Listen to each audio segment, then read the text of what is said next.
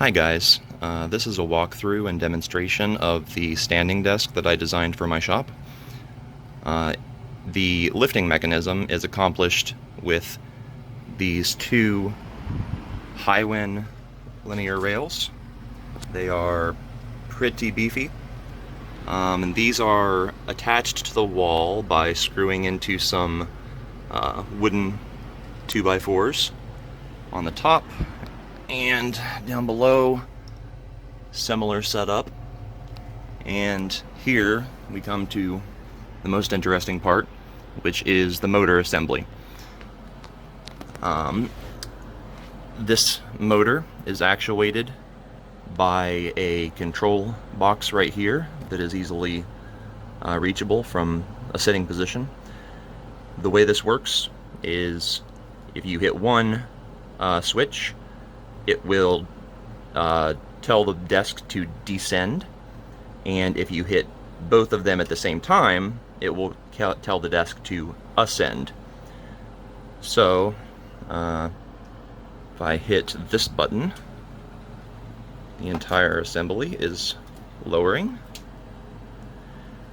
and if I hit both of them at the same time, the desk lifts. And the good thing about this desk is it goes all the way up to the ceiling if I wanted to. These rails were given to me for a pretty good deal.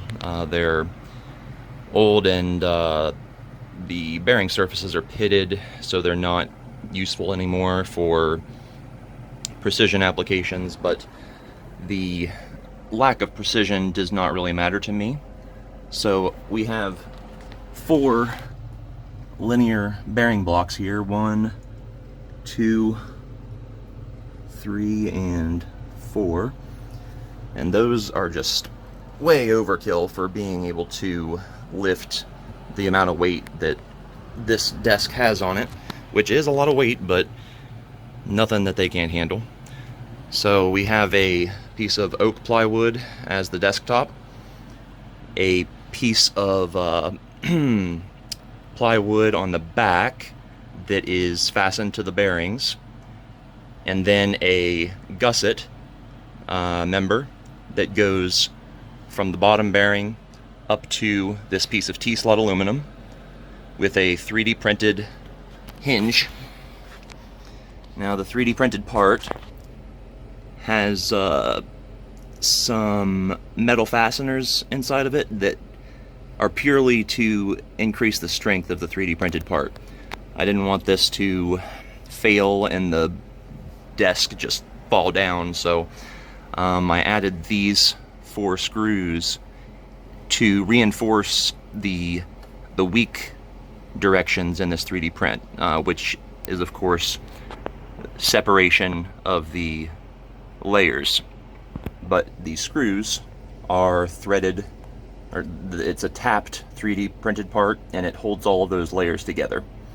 And then in the bottom we have screws that go up into the piece of T-slot aluminum. Same thing over on this side. And in the back we have a piece of machined aluminum round stock that is just there's a threaded stud that extends into the tapped end of this T-slot aluminum, and then an M8 thread that screws into the bearing block. And while I'm down here, you can see the pulleys that this desk is lifted by. So this cable goes across and up, and it's tied off up there. And then if we follow it back this way, up. Oh, let me get up. So here we are. This is the cable we were just looking at. It goes all the way up to this pulley.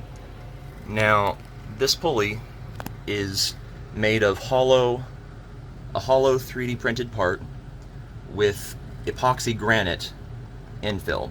And that is just sand mixed with epoxy resin. Inside of here there are two 608 bearings with a 5/16 threaded rod that goes straight through and is bolted into one of these holes. You can see that there's a 3D printed retaining ring there and a nut to keep the bearings kind of pressed together. Now if we follow the cable back down, it runs all the way back down to the motor. Now this motor is a high voltage DC motor, so I think it's like 240 volts DC, and that's kind of convenient because if you rectify the 120 that's coming out of the wall, you get about that. So inside of this, which is a I guess they call them pecker heads. I don't know if there's a better term for it, but it's a funny name. But inside of here, there is a rectifier and a transformer. The transformer is simply to reduce the voltage, because if you rectify the electricity coming out of the wall, the motor wants to run way too fast. It'll just lurch, and the desk will shake all over the place, and I did not want that. So I have a transformer in here that lowers it down to,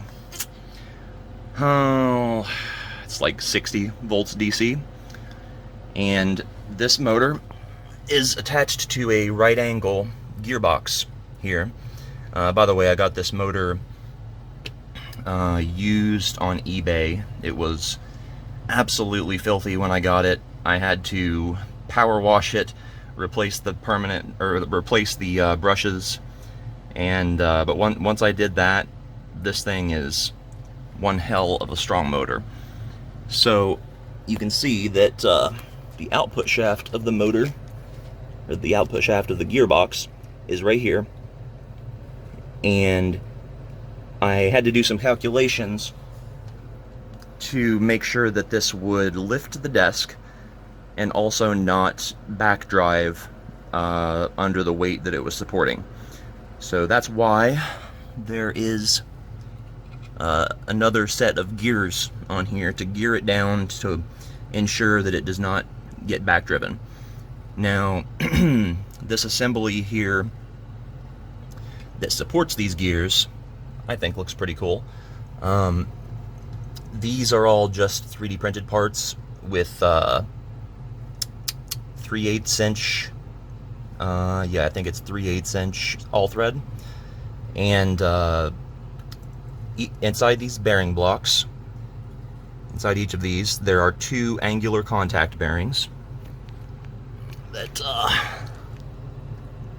one on each side, and then there's some threaded portions that I was using to kind of pre-tension them together, and man, it works great.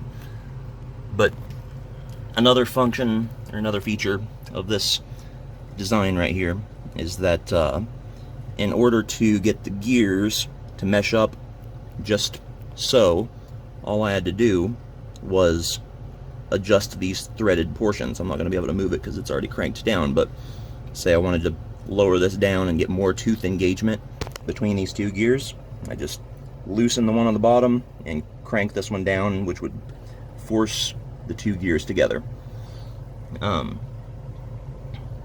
Now, oops. Alright, so this pulley, or this gear and spool, I'll call it, those are both designed using the hollow 3D printed part design approach.